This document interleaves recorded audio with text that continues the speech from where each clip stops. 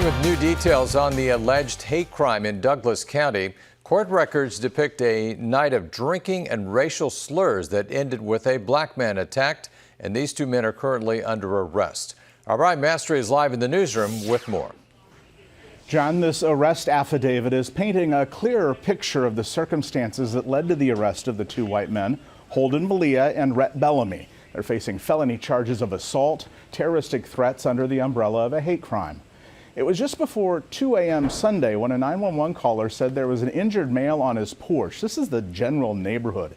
Investigators said the black male who was working earlier at Big Red Keno at 154th and Ida when three intoxicated males began using racial slurs against him.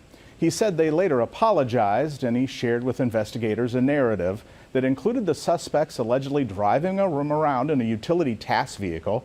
To give you an idea, that's sort of like a more powerful and rugged golf cart. The victim said they made threats to his life while they drank and shot a pellet gun at a liquor bottle. Eventually, the victim jumped out of the vehicle, he said, and ran to a neighbor's house. He told deputies that none of the suspects threatened him directly with a firearm. However, the victim mentioned the presence of a long gun in the vehicle, but said they never threatened him with that. Two suspects we showed you earlier are due to make their first court appearance tomorrow.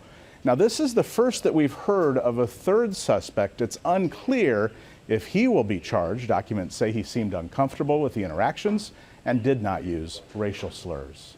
On your side in Omaha, Brian Mastery, 6 News.